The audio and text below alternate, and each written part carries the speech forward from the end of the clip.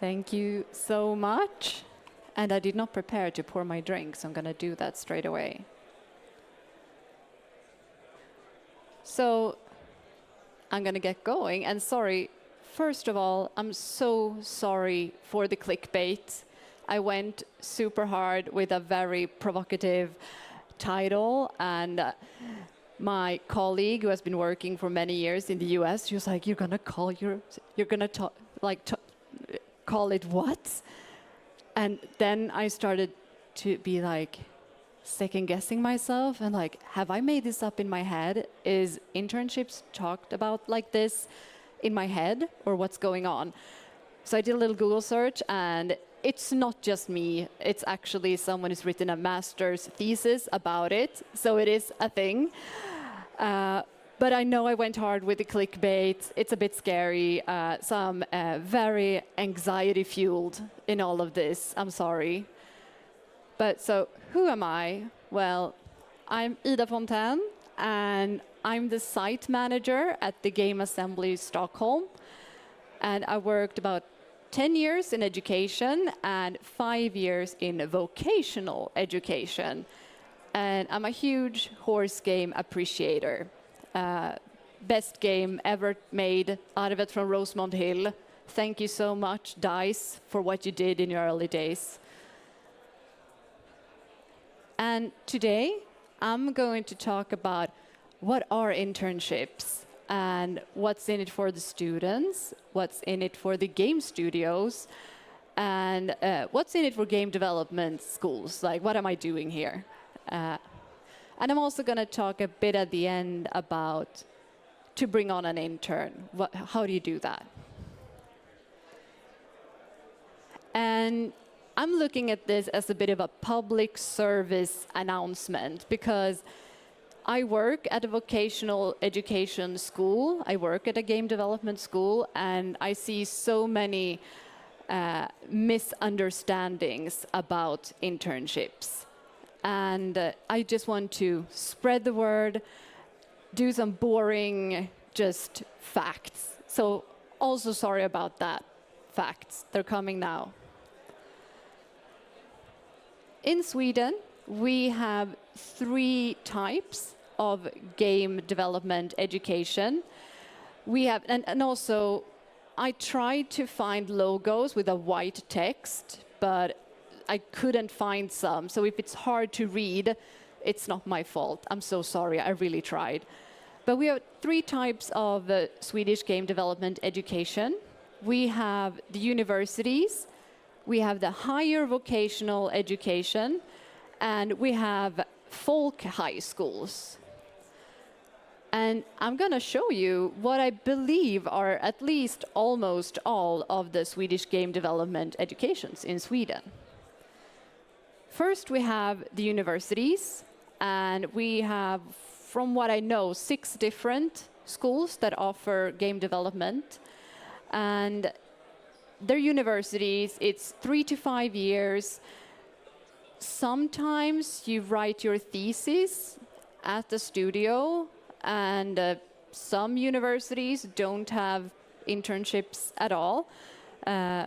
They're about 3 to 5 years, depending, and they're more theoretical.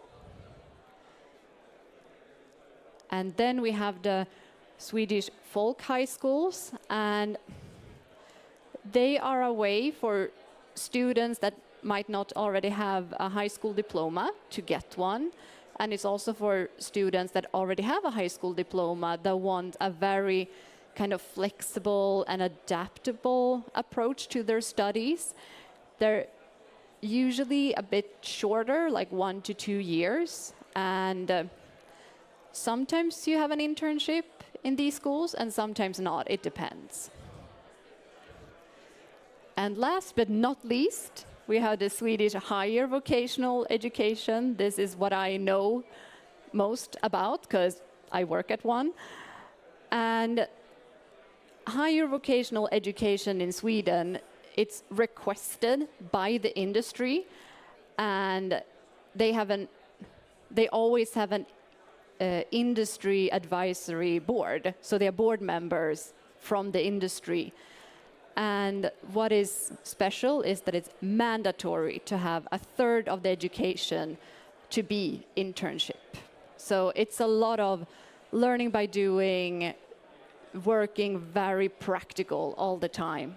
And higher vocational education is to provide the Swedish game industry with junior game developers. But as you know, the game industry is an international industry, and international internships are a possibility.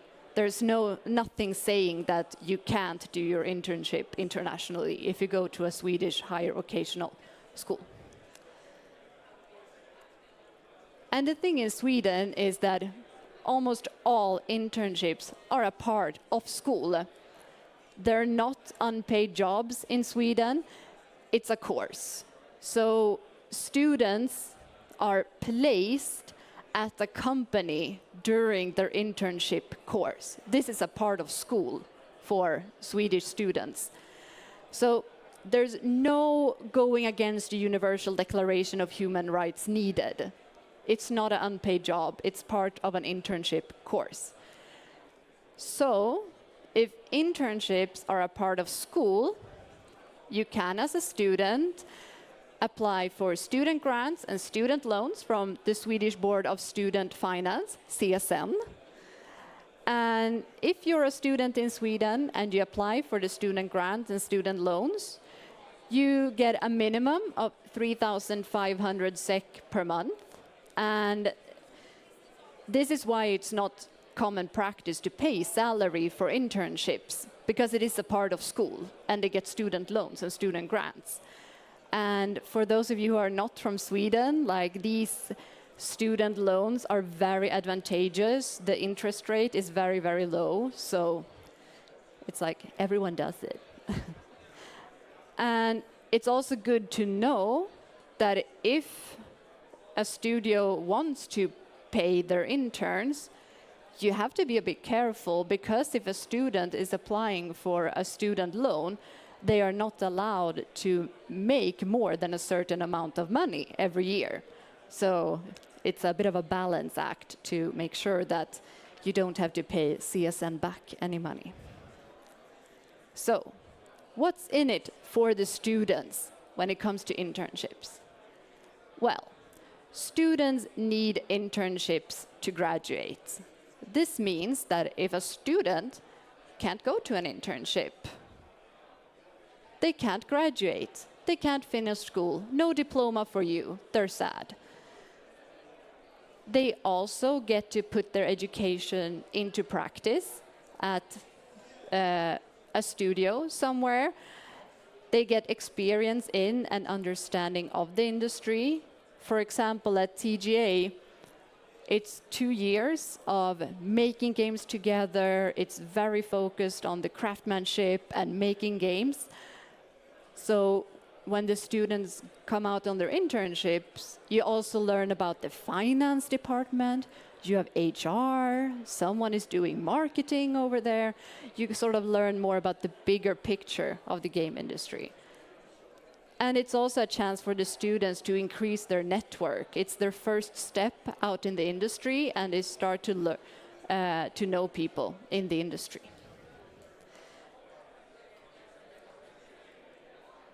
So what's in it for the companies? Well, first of all, you get some extra hands on deck. I was going for a pirate, and then I was like, maybe people don't understand, but deck, it's part of a boat, so here's a boat. And the extra hands on deck will be someone who is fresh out of school, eager, with a lot of energy and ideas. They've learned the newest things up and coming in the industry. They have full time, they have 40 hours a week to be at your studio, to put all of their energy into whatever you're doing. And a common misconception is that I feel sometimes companies, they get so many applications of high schoolers being like, I really like games, please hire me. And then there's sort of scrambled into the mix of students from TGA, for example, where they've gone 2 years to school. They're super talented, they're super good at what they're doing. They've already made 8 games before they come to the studio. So I hear every year that, oh yeah, the students are at their internships, they're better than some juniors. Like the quality is very high. So always good to have that at your studio. It's also a way for the studio to increase your network. If you have someone at a successful internship, the student will have a good view of your company, and even if they won't work there after their internship, they might come work for you in 5 years or 10 years. All of the interns you have at your company are potential future employees. So it's good to remember. It's a good way to spread the word about you and what you do and give them a good impression of your company. And you also increase your visibility. If you take part in the students' education by, for example, internships or studio visits or guest lectures, then you will be more visible and the students might have a very positive view of you. We've seen every year that companies that help us in some way, could be internships, could be guest lectures, studio visits, like I said, those studios are found more interesting by the students. They tend to apply at a higher rate to those studios. And bit of a, sorry for the boring slide, I couldn't make cost-effective recruitment fun. When you talk about recruitment, this can be a cost-effective way to recruit, because when you recruit, you talk about posting and advertising the job in various channels, time spent by colleagues to screen, interview, test, etc., onboarding, salary, workspace, software, etc., much more. I read a riveting report from the union Vision about the cost of recruitment, and they say that if you exclude onboarding and offboarding, it costs about 50,000 SEK to recruit someone.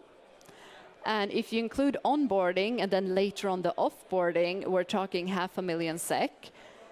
And you could see internships as sort of a low-risk recruitment in a way.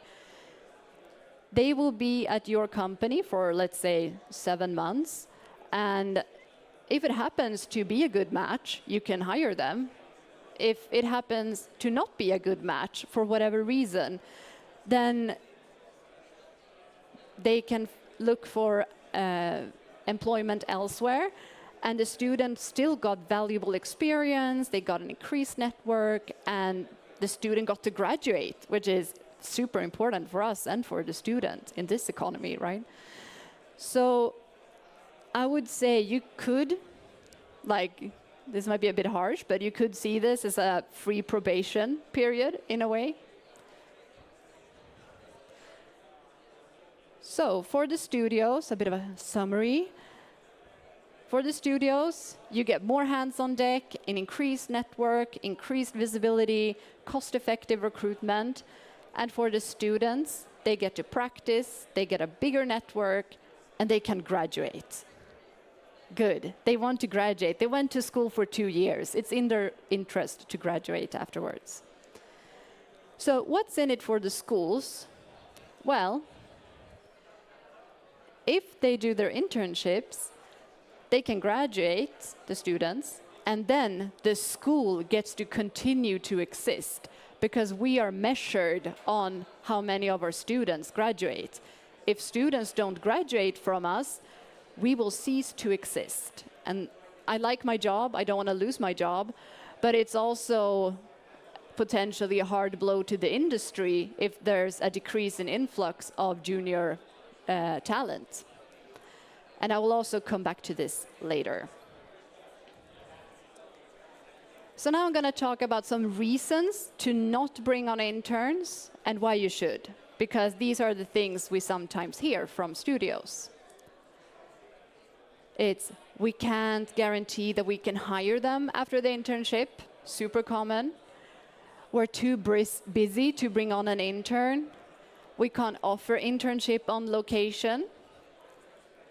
Well, there is no prerequisite to hire. That's an added bonus. If after 7 months you still like each other and you have the possibility to, great. But it's no prerequisite to hire. As I said before, the internship is a course in school where they're placed at the company. It's part of school. It's not a job. And if you feel that you're too busy to bring on an intern, you get 40 hours of work back per week from someone who has 2 years from school. They've already made several games before they come to you, and they're super talented. And we can't offer internship on location. Well, the industry have studios nowadays that are fully remote, and many of our students want to practice and learn more about working remotely, so it doesn't have to be a problem. So I'm going to talk briefly about what's needed to bring on an intern. And this is TGA specific because I'm from TGA, but it's similar to other higher vocational schools as well. So it's similar-ish. First of all, you need a supervisor that can supervise. We have said that the supervisor needs at least 2 years experience. And supervision can be split between people. You might have a mentor that might have 10 years in the industry that can help out, and maybe you have weekly meetings. But there could also be someone who might not be as experienced, but is the more of the day-to-day person. Maybe you sit next to that person and can ask questions whenever you need to. And the company should provide hardware and software. And super fun fact, they are insured. Safety for everyone. Great. And it is okay to have additional contracts between student and company. We have that. There are companies that offer salary. There are companies that offer sort of a little top-up, things like that, NDAs and such, perfectly fine. And after the agreement has been signed, the school will visit about halfway in for a half-time assessment to see how things are going. Then the supervisor is expected to fill in an internship evaluation, and then they graduate. Yay. And I forgot to mention that at TGA, at least, the internship is right at the end of their studies, so they can be hired straight after the internship. And I realize this is very hard to read, I'm sorry, but these are some lovely words from this year from the supervisors when they filled in the final assessment, which I think speaks a bit for how talented the students are. So I want to again just mention again that the students from higher vocational education are really, really good, better than most juniors. Not most, sorry, some juniors. And I'm just gonna finish by showing the Game Assembly's internship cycle. In January every year, we open the registration for our meet and greet event, super cost-effective recruitment. Then we have the portfolio launch, then the meet and greet that I spoke about, our speed dating event for internships. Then we have an embargo. This doesn't maybe tell you much. I will tell you more about it if you have any questions. And then they have a 30-week internship, and then it starts all over again. And I just want to end to say that students graduating means that we can continue to educate future talent. For example, this year, TGA was the only school in Sweden that was that got the approval to continue with some of our programs. We were the only game development school in Sweden. And the fact that this happened means that long term, in 3 years, there's, for example, only gonna be one game artist class in Stockholm looking for internships. And if you saw before the amount of game development schools we have, like, it's gonna be a huge difference. So long term, if we have problems with internships, then our schools might cease to exist, and then there will be a big dent in the amount of junior talent joining the industry. So we all work together, the industry and the game development education with internships. And that's it for me. Thank you so much for listening. Thank you very much, Ida. If you want to ask Ida a question or just talk, please, you can meet her in person. Yeah, so thank you very much. Yeah, ask me anything. And I also have my lovely colleagues here in the front. You can ask them too. They're super nice.